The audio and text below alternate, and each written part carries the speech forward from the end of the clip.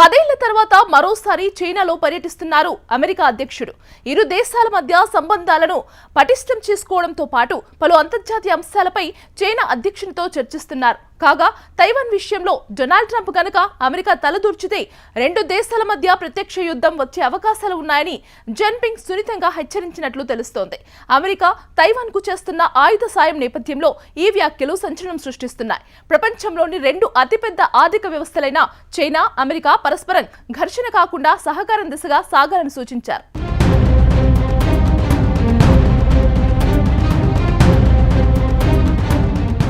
నిన్న మొన్నటిదాకా డ్రాగన్ మీద చిర్రుబుర్రులాడుతూ సుంకాల యుద్ధానికి దిగిన పెద్దన్న ఇప్పుడు షేక్ హ్యాండ్ ఇస్తున్నారు. దాదాపు 10 ఏళ్ల తర్వాత అమెరికా అధ్యక్షుడు ట్రంప్ చైనా చేరుకున్నారు. బీజింగ్ విమానాశ్రయంలో ట్రంప్నకు చైనా ఉపాధ్యక్షుడు హాన్ జంగ్ స్వాగతం పలికారు. ట్రంప్తో పాటు ఆయన కుమారుడు Eric Trump, Tim Cook, Larry Fink లాంటి దిగ్గజ వ్యాపార అధినేతలను చైనాకు తీసుకువెళ్లడం విశేషం. చివరిసారిగా ట్రంప్ 2017లో అధ్యక్ష హోదాలో చైనాను సందర్శించారు.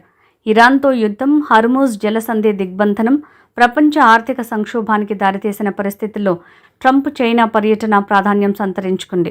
అమెరికా చైనా వాణిజ్యం, తైవాన్ వివాదం, ఇరాన్కు చైనా పరోక్ష సహకారం, AI సెమీ కండక్టర్ల తయారీ కాంపిటీషన్, గ్లోబల్ ఆయిల్ సప్లైని సమతుల్యం చేయటం తదితర అంశాలపై చైనా అధ్యక్షుడు జిన్పింగ్తో చర్చించాలని ట్రంప్ ఎజెండాగా పెట్టుకున్నారు.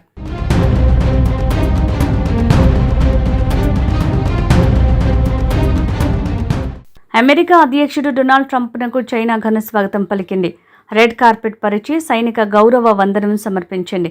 అనంతరం గ్రేట్ హాల్ పీపుల్ వద్ద ట్రంప్ చైనా అధ్యక్షుడు షీ జిన్పింగ్తో కరచాలనం చేశారు. జిన్పింగ్తో తన భేటీని అతిపెద్ద శిఖరాగ్ర సమావేశంగా అభివర్ణించారు డొనాల్డ్ ట్రంప్. చైనా అధ్యక్షుడితో తనకున్న వ్యక్తిగత సంబంధాల గురించి కూడా మాట్లాడారు. జిన్పింగ్ గొప్ప లీడర్ అని కొనియాడారు. మీ స్నేహితుడిగా ఉండటం నాకు గర్వంగా ఉందని జిన్పింగ్తో ట్రంప్ అన్నారు. ఈ పర్యటనతో ఇరు దేశాల మధ్య సంబంధాలు గణనీయంగా మెరుగుపడతాయని ఆశాభావం వ్యక్తం చేశారు. ఏ అధ్యక్షులకు మధ్య లేనంత సుదీర్ఘమైన సంబంధం మనకు ఉందని జిన్పింగ్తో చెప్పుకొచ్చారు. తనతో పాటు ప్రపంచంలోని అగ్రశ్రేణి వ్యాపార నాయకులను చూపిస్తూ మీకు గౌరవం తెలిపేందుకు అత్యుత్తమ వ్యక్తులు ఇక్కడికి తరలివచ్చారు అంటూ చెప్పుకొచ్చారు ట్రంప్.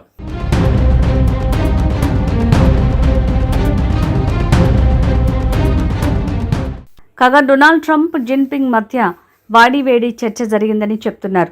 తైవాన్ విషయంలో గనక అమెరికా తల దూర్చితే రెండు దేశాల మధ్య ప్రత్యక్ష యుద్ధం వచ్చే అవకాశాలు ఉన్నాయని జిన్పింగ్ సుతిమెత్తగా హెచ్చరిక జారీ చేసినట్టు తెలుస్తోంది. స్వయం ప్రతిపత్తి కలిగిన తైవాన్ అంశాన్ని సరిగ్గా హ్యాండిల్ చేయకపోతే ప్రపంచంలోని రెండు అతిపెద్ద ఆర్థిక వ్యవస్థల మధ్య ఘర్షణ తలెత్తే అవకాశం ఉందని వ్యాఖ్యానించారు. అమెరికా సంబంధాల కంటే తైవాన్ అంశం తమకు అత్యంత కీలకమైందని జిన్పింగ్ తెలిపారు.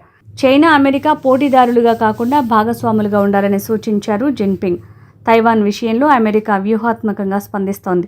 ఆ దేశానికి అవసరమైన రక్షణ ఆయుధాలను అమెరికా సరఫరా చేస్తోంది. దీనిని చైనా తొలి నుంచి వ్యతిరేకిస్తోంది. ఈ నేపథ్యంలోనే ట్రంప్తో తొలి రోజు భేటీలోనే జిన్పింగ్ చైనా విధానాన్ని స్పష్టం చేసినట్టు తెలుస్తోంది. మరోవైపు అమెరికా అధ్యక్షుడు డొనాల్డ్ ట్రంప్ విదేశీ పర్యటనలకు వెళ్లే ప్రతిసారి ఉపాధ్యక్షుడు JD వాన్స్ కోసం ఆయన ఒక సీక్రెట్ లెటర్ రాసి ఉంచుతారనే వార్త ఆసక్తిని రేకెత్తిస్తోంది. పర్యటనలో తనకేదైనా జరిగితే దేశాన్ని ముందుకు నడిపించేందుకు అవసరమైన సమగ్ర సూచనలను అందులో ఉంచుతారని వైట్ హౌస్ అధికారి సెబాస్టియన్ గోర్క్ తెలిపారు.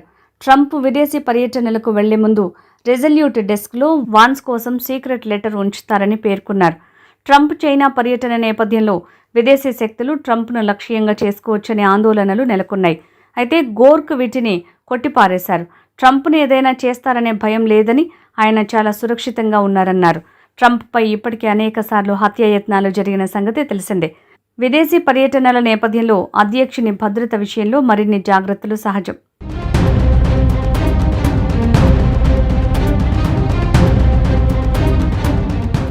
డొనాల్డ్ ట్రంప్ బృందం చైనా పర్యటన సందర్భంగా ఓ ఆసక్తికర విషయం వెలుగులోకి వచ్చింది. ఈ పర్యటన కోసం US విదేశాంగ కార్యదర్శి మార్కో రూబియో తన పేరు మార్చుకున్నారు. మార్కో లూగా చైనాలో అడుగుపెట్టారు. రూబియో అమెరికా సెనేటర్గా ఉన్నప్పుడు చైనీస్ కమ్యూనిస్టు పార్టీపై తీవ్ర విమర్శలు చేశారు.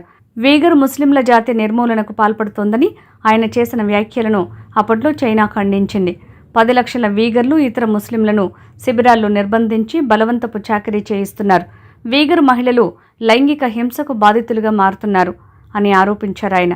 దాంతో 2020 నుంచి మార్కో రూబియో చైనాలో పర్యటించకుండా నిషేధం విధించింది. రూబియో చేసిన వ్యాఖ్యలపై ఇప్పటికీ ఆందోళనలు కొనసాగుతున్నప్పటికీ చైనాలో పర్యటించేందుకు దౌత్యపరంగా ఉన్న వెసులుబాటును ఉపయోగించుకున్నారు. తన సర్నేమ్ స్థానంలో చైనా పదం లూను చేర్చారు.